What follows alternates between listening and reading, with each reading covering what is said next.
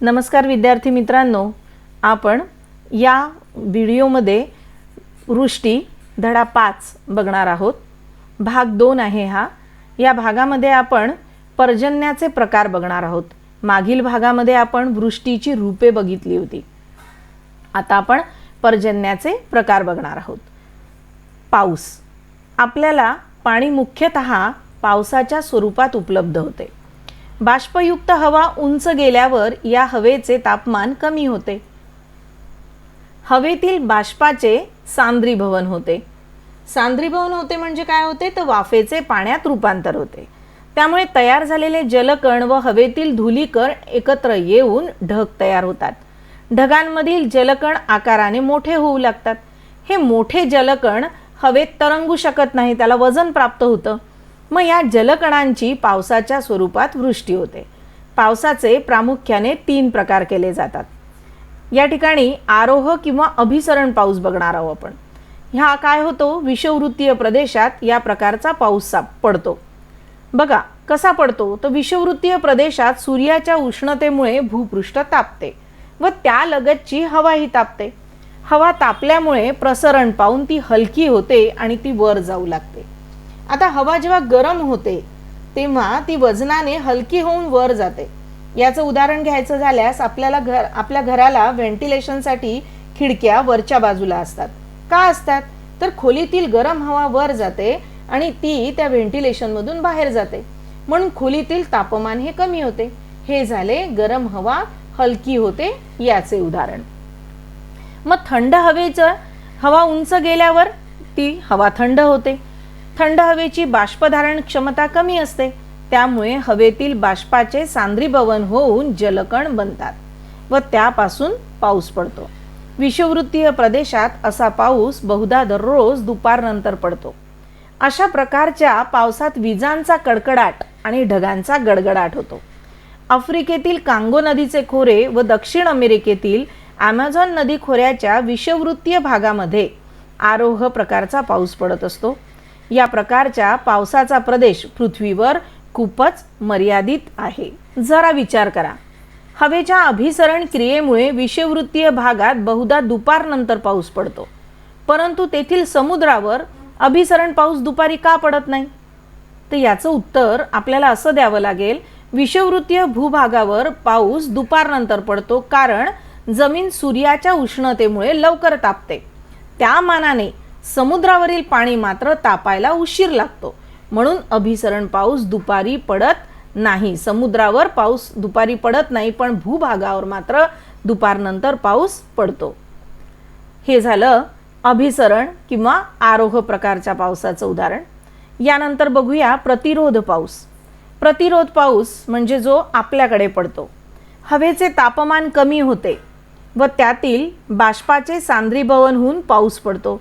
आता या ठिकाणी आपल्याला जे चित्र दिलं आहे, छायाचित्र, त्या चित्रामध्ये आपल्याला दिसून येतं पर्वतामुळे ढग अडवले जातात आणि वर थंड हवा लागल्यावर त्या ढगांमधून पाणी पडायला लागतं। हवेचे तापमान कमी होते व त्यातील बाष्पाचे सांद्रीभवन होऊन पाऊस पडतो। पर्वत रांगांच्या अडथळ्यांमुळे प्रतिरोध प्रकारचा पाऊस पडतो। पर्वताच्या वाऱ्याकडील बाजूवर जास्त प्रमाणात पाऊस पडतो। पर्वत ओलांडल्यावर वाऱ्यातील बाष्पाचे प्रमाण कमी होते, तसेच हवेची बाष्पधारण क्षमता वाढते। वाऱ्याच्या विरुद्ध दिशेकडील पर्वताच्या बाजूस पावसाचे प्रमाण कमी होत जाते, त्यामुळे हा प्रदेश पर्जन्य छायेचा प्रदेश म्हणून ओळखला जातो। आकृती 5.5 अ आणि ब आपल्याला पुढील पीपीटीवर बघायला मिळणार आहे। भारतीय उपखंडाचा विचार करता मोसमी पावसाचा परिणाम मोठा असतो। याविषयी आपण मागील इयत्तांमध्ये शिकलो आहोत। या वाऱ्यांपासून भारतात पडणारा पाऊस हा प्रतिरोध प्रकारचा आहे। आकृती 5.5 ब याचा जर आपण अभ्यास केला तर आपल्याला महाराष्ट्राच्या भूप्रदेशाचा आडवा छेद व त्याची पर्जन्य स्थिती या ठिकाणी दिसून येते आहे। सर्वात खाली बघा, जास्त पर्जन्याचा प्रदेश, याचे 3 भाग केलेले आहेत। आपल्याला अरबी समुद्र दिसतो आहे। अरबी समुद्रावरील पाणी तापल्यानंतर सूर्याची उष्णतेमुळे पाणी तापल्या जातं, त्यामुळे मग बाष्पयुक्त ढग तयार होतात। पाण्याची वाफ होते, वाफ तयार होऊन मग नंतर बाष्पयुक्त ढग तयार होतात। हळूहळू ते वर जातात आणि वर गेल्या उंचीत वाढ झाली त्यांच्या की बाष्पधारण शक्ती त्यांची कमी होते. धारण करणे म्हणजे आपल्याजवळ जमा करून ठेवणे, आणि मग ती धारणशक्ती कमी झाली की ते तिथे थोडे मोकळे होतात.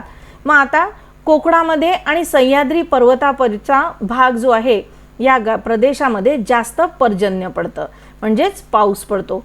हळूहळू ते ढग, आता एक लक्षात घ्यायचं आहे की वाऱ्याची दिशा ही नेहमी उजवेकडे असते, उजव्या दिशेने वारे वाहत असतात. मग हळूहळू ते ढग समोर जातात, तर उंचीत घट, बाष्पधारण शक्तीत वाढ.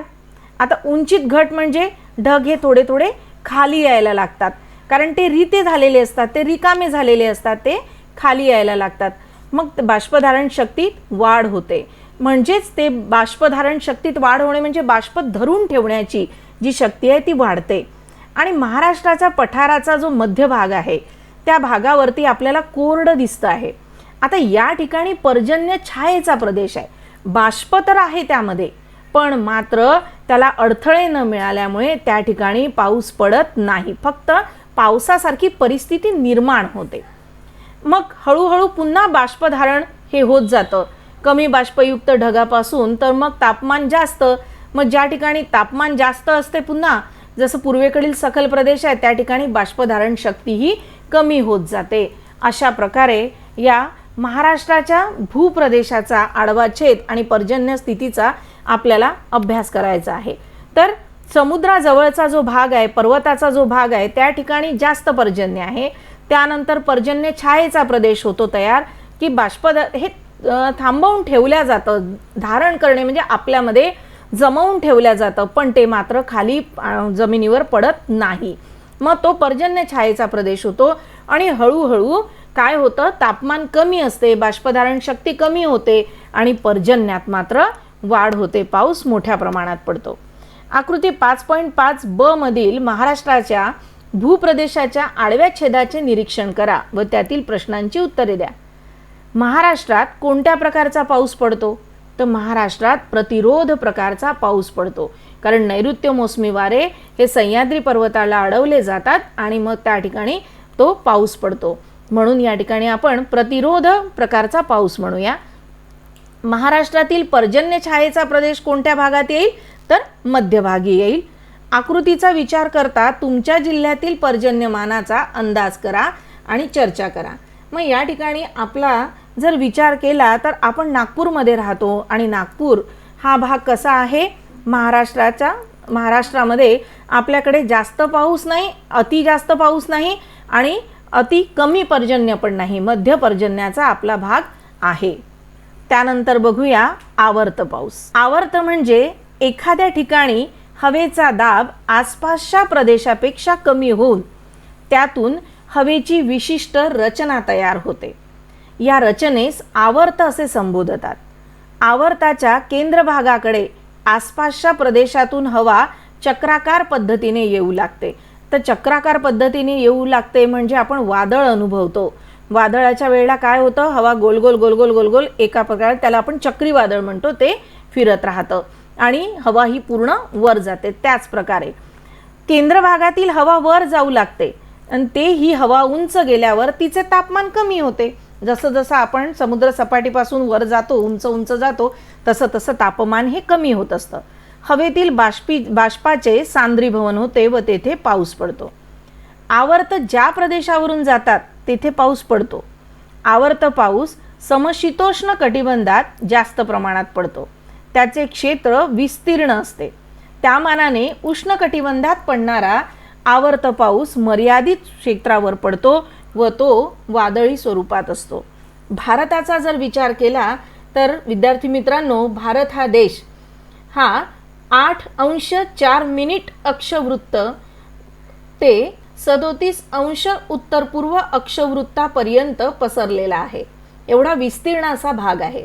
विषुववृत्तापासून 0° ते 8°4' एवढं अंतर आपलं आहे.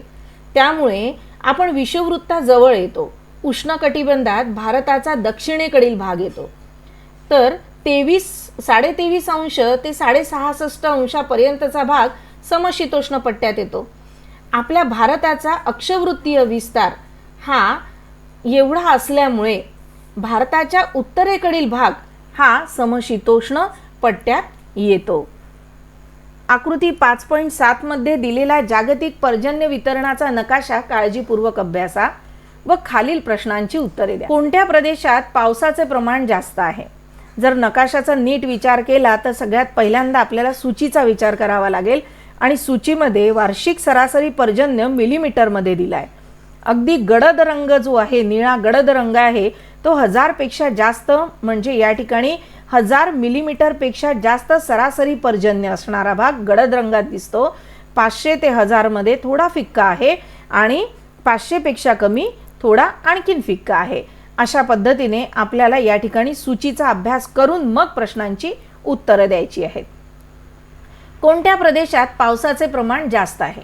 बघा, नकाशाकडे नीट जर लक्षात ठेवलं तर आपल्या लक्षात येईल की उष्णकटिबंधात म्हणजे विषुववृत्त पासून उत्तरेकडे आणि दक्षिणेकडे विचार जर केला तर उष्णकटिबंधात आपल्याला जास्त पाऊस पडतो असे दिसून येते. विशेषतः हा किनारपट्टीच्या भागात, जसं दक्षिण अमेरिका बघा, पूर्वेकडील किनारपट्टी या भागामध्ये, आफ्रिकामध्ये पश्चिमेकडील किनारपट्टी या भागांमध्ये जास्त पाऊस पडतो आणि या ठिकाणी अटलांटिक महासागरावरून व्यापारी वारे वाहतात, हे लक्षात ठेवायचं आहे. तसेच व्यापारी वाऱ्यांच्या भागात देखील पाऊस जास्त पडतो. दुसरं बघा, भारतीय द्वीपकल्पाच्या मध्यभागात पाऊस कमी असण्याचे कारण सांगा. भारतीय द्वीपकल्पाच्या मध्यभागात पाऊस कमी पडतो कारण हा भाग दोनही किनारपट्टींपासून दूर आहे. जसे अरबी समुद्र किनारपट्टी आणि बंगालचा उपसागर किनारपट्टी, म्हणजेच पश्चिम किनारपट्टी आणि पूर्व किनारपट्टी या दोनही भागांपासून हा भाग दूर आहे. भारतीय द्वीपकल्पाचा मध्यभाग हा दूर असल्यामुळे या ठिकाणी पाऊस हा कमी पडतो. विषुववृत्ताजवळ असून देखील मध्य आफ्रिका खंडाच्या पश्चिम किनाऱ्यापेक्षा पूर्व भागात पाऊस कमी असण्याचे कारण काय असेल? अभिसरण प्रकारच्या पावसासाठी जास्त तापमानाची गरज असते, म्हणून या भागात पाऊस जास्त पडतो. पश्चिम किनाऱ्यापेक्षा पूर्व भागामध्ये पाऊस कमी पडतो कारण पर्वतीय प्रदेश असल्यामुळे या ठिकाणी तापमान कमी आहे. युरोप खंडाच्या पश्चिम भागात होणाऱ्या जास्त पावसाचे प्रमाण पूर्वेकडे कशामुळे कमी होत असेल? तर अटलांटिक महासागरापासून पूर्वेकडचा भाग दूर असल्यामुळे आणि हा भाग पर्वतीय प्रदेशापासून दूर असल्यामुळे या ठिकाणी पाऊस कमी होतो. ऑस्ट्रेलिया खंडात केवळ पूर्व किनारपट्टीला पावसाचे प्रमाण कशामुळे जास्त आहे? तर मी मागे पण सांगितलं, व्यापारी वारे, अटलांटिक महासागरामध्ये व्यापारी वाऱ्यांपासून पाऊस मिळतो, म्हणून या ठिकाणी आपल्याला द्यावं लागणार व्यापारी वाऱ्यांमुळे येथे पाऊस पडतो. जरा विचार करा, जास्त पावसाचे प्रदेश उष्णकटिबंधातच मोठ्या प्रमाणावर का आहेत? कारण या ठिकाणी अभिसरण प्रकारचा पाऊस पडतो, जमीन तापते, समुद्राचं पाणीही तापतं, पण मात्र जमिनीवरती तापलेल्या भागामुळे हवा हलकी तयार होते, म्हणजे गरम हवा तयार होते आणि त्यामुळे लगेचच पावसाची निर्मिती म्हणजे ढगांची निर्मिती होते आणि पाऊस पडतो. हे नेहमी लक्षात ठेवा. वातावरणातील बाष्पाचे प्रमाण, हवेचा दाब आणि तापमान हे घटक प्रदेशातील पावसाच्या प्रमाणावर परिणाम करतात. प्रदेशाची भूरचना व अक्षवृत्तीय स्थान यांचाही परिणाम पावसावर होत असतो. या ठिकाणी पर्जन्यमापक यंत्र दिलेलं आहे. कशा प्रकारे पर्जन्यमापक यंत्राने पाऊस मोजला जातो हे आपण पुढील पीपीटी मध्ये बघणार आहोत. पाऊस मोजण्यासाठी जे उपकरण वापरतात त्यास पर्जन्यमापक असे म्हणतात. आकृती 5.8 मध्ये बघा, पर्जन्यमापकासाठी वापरलेले नरसाळे विशिष्ट व्यासाचे असते. या नरसाळ्यावर पडलेल्या पावसाचे पाणी पर्जन्यमापकात बसवलेल्या बाटलीत जमा होते. ते जमा झालेले पाणी मोजपात्राच्या साहाय्याने मोजले जाते. जास्त पावसाच्या प्रदेशात पर्जन्याची दर 3 तासांनी नोंद घेतली जाते. या मोजपात्रावर मिलीमीटरच्या खुणा केलेल्या असतात. पाऊस मोजण्यासाठी पर्जन्यमापक हे उघड्या जमिनीवर 30 सेंटीमीटर उंचीचा सपाट चौथरा बांधून म्हणजे ओटा बांधून त्यावर ठेवतात आणि त्यामुळे पावसाचे पाणी कोणतीही बाधा न येता जमा करता येते. तुम्हाला माहिती आहे का, 1 मिलीमीटर पाऊस म्हणजे किती पाणी? जमिनीवर पडणाऱ्या 1 मिलीमीटर पावसाच्या पाण्याचा थर ज्याचे पाणी वाहून जाऊ न देता जमिनीत मुरू न देता व बाष्पीभवनही न होऊ देता साठवले तर किती जमा होईल, हे पुढील उदाहरणावरून समजून घेऊ. उदाहरणार्थ, 1 चौरस किलोमीटर क्षेत्रावर जर असा 1 मिलीमीटर पाऊस पडला तर त्यापासून 10 लाख लिटर पाणी उपलब्ध होते. मग हिमवर्षाव कसा मोजतात? हिमवर्षाव देखील पर्जन्य मापकाच्या साहाय्याने मोजता येतो. त्यासाठी हिमकणांनी भरलेले भांडे हिमकण वितळण्यापुरती तेवढेच काळजीपूर्वक गरम करतात आणि त्यापासून जे हिमकणांपासून जे मिळालेलं पाणी असतं ते मोजलं जातं आणि 120 मिलीमीटर बर्फाचा थर हा 10 मिलीमीटर पर्जन्यासम असतो. यानंतर बघूया आपण धुके, दव आणि दहिवर यामध्ये काय फरक आहे. वातावरणातील बाष्पाचे सांद्रीभवन किंवा घनीभवन होते जेव्हा भूपृष्ठालगत होते. आता आपल्याला सांद्रीभवन आणि घनीभवन हे पक्क माहीत झालेलं आहे. सांद्रीभवन म्हणजे हवेचे म्हणजेच वाफेचे पाण्यात रूपांतर आणि घनीभवन म्हणजे पाण्याचे बर्फात रूपांतर. आता भूपृष्ठालगतच्या हवेच्या थरांचे तापमान कमी होते. तापमान कमी झाल्यावर हे कधी होतं? जेव्हा वातावरण थंड व्हायला लागतं तेव्हा. उष्णतामानात नाही, जसा जसा सूर्य डोक्यावर येतो तसं तसं धुकं हे नाहीसं होत असतं. ज्यावेळी तापमान अत्यंत कमी असतं त्यावेळी धुकं हे तयार होत असतं. तापमान कमी झाल्यावर भूपृष्ठालगतच्या हवेतील बाष्पाचे सांद्रीभवन होते. या क्रियेत बाष्पाचे सूक्ष्म जलकणात रूपांतर होऊन हे जलकण वातावरणात तरंगतात. या तरंगत्या जलकणांची हवेतील घनता वाढल्यानंतर धुके तयार होते. यावर्षी आपल्याला धुकं हे अनुभवायला मिळालं नाही, पण जानेवारी फेब्रुवारी महिन्यात मात्र आपल्याला धुकं हे पहाटे पहाटे अगदी 4, 4:30, 5 वाजता अनुभवायला मिळतं. मग धुकं काय असतं हे बघितलं आपण. दवबिंदू काय असतात हे बघूया. भूपृष्ठावरील बाष्पयुक्त हवेचा संपर्क अतिथंड वस्तूशी आल्यास हवेतील बाष्पाचे सांद्रीभवन होते आणि बाष्पाचे सूक्ष्म जलबिंदूत रूपांतर होते. आता हे आपल्याला माहिती आहे. आपण जेव्हा सकाळी सकाळी हिवाळ्यात जमिनीवर गवतावर चालतो त्यावेळी आपले पाय ओले होतात आणि आपल्याला घरातला लोखंडी रॉड असो किंवा घरात झाड असेल त्याची पानं असो ती ओली ओली झाल्यासारखी जाणवतात. असे जलबिंदू थंड वस्तूच्या पृष्ठभागावर चिकटतात, त्याला दवबिंदू म्हणतात. आणि हवेचे तापमान 0° पेक्षा कमी झाल्यास वस्तूच्या पृष्ठभागावर चिकटलेले दवबिंदू गोठतात आणि त्या गोठलेल्या दवबिंदूंना दहिवर असे म्हणतात. हिवाळ्यात दव व दहिवराची निर्मिती मोठ्या प्रमाणावर होते. वृष्टीचे परिणाम बघूया आपण. वृष्टीची रूपं झाली, पावसाचे प्रकार झाले, आता आपण वृष्टीचे परिणाम बघूया. हे आपल्याला माहिती आहे, अतिवृष्टीमुळे महापूर येतो आणि अगदीच जर पाऊस पडला नाही तर अवर्षणग्रस्त परिस्थिती निर्माण होते आणि कोरडा दुष्काळ होतो. पृथ्वीवर उपलब्ध होणाऱ्या जलाचा मुख्य स्रोत वृष्टी म्हणजेच पाऊस आहे. अतिवृष्टी जशी हानिकारक आहे तशीच कमी वृष्टी देखील हानिकारक असते. अतिवृष्टीमुळे ओला दुष्काळ म्हणजेच महापूर येतात, त्यामुळे जीवित व वित्तहानी होते. आणि पाऊस पडला नाही तर अवर्षण म्हणजे कोरडा दुष्काळ. अवर्षण म्हणजे जमिनीतील पाण्याचं प्रमाण कमी होतं आणि जमिनीला अक्षरशः भेगा पडल्या जातात आणि अशावेळी कोरडा दुष्काळ अशी स्थिती उत्पन्न होते. त्यामुळे अन्नधान्याची कमतरता निर्माण होते. अन्नधान्य आयात करावे लागते म्हणजे आपल्याला दुसऱ्या देशातून बोलवावं लागतं आणि शेतकऱ्यांची परिस्थिती हालाखीची होते. देशाच्या अर्थव्यवस्थेवर ताण पडतो. भारतासारख्या कृषीप्रधान देशाची अर्थव्यवस्था शेतीवर अवलंबून असते. भारतातील शेती मोठ्या प्रमाणावर मोसमी पावसावर अवलंबून आहे. त्यामुळे भारतात होणारा पाऊस संपूर्ण देशासाठी महत्त्वाचा ठरतो.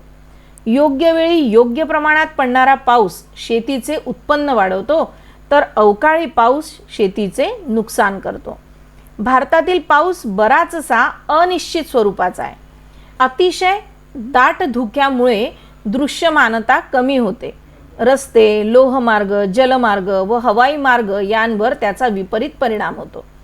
अनेक वेळा अपघात होण्याची परिस्थिती निर्माण होते. गाड्या, विमाने इत्यादी वाहतूक सेवा रद्द कराव्या लागतात. दहिवर पिकांना मारक ठरते. तसेच रस्त्यावर पसरल्यास अपघात होण्याची शक्यता असते. दव आणि धुक्याने रोगराई पसरून शेतीतील पिकांचे नुकसान होते, तर काही पिकांसाठी दव हे उपयुक्त ठरते. आता बघूया आम्ल पाऊस, ॲसिडिक रेन. औद्योगिक क्षेत्रातील प्रदूषणामुळे हवेत विविध वायू मिसळले जातात. या वायूंची हवेतील बाष्पाशी रासायनिक क्रिया होऊन वेगवेगळी आम्ले तयार होतात. उदाहरणार्थ नायट्रिक आम्ल, सल्फ्युरिक आम्ल इत्यादी. पावसाच्या पाण्यात विरघळलेली आम्ले पावसासोबत खाली पडतात आणि या आम्लासह पडणाऱ्या पावसास आम्लपर्जन्य असे म्हणतात. असा पाऊस सर्व सजीव व निर्जीव यांच्यासाठी हानिकारक असतो. आता या ठिकाणी जगातील अतिपावसाच्या प्रदेशाचे पर्जन्य मापकासह छायाचित्र दिलं आहे. बघा या ठिकाणी दिलेलं आहे की खाली चौथरा बांधला आहे आणि अशी त्या ठिकाणी मापक यंत्र पण दिलेलं आहे. नमस्कार.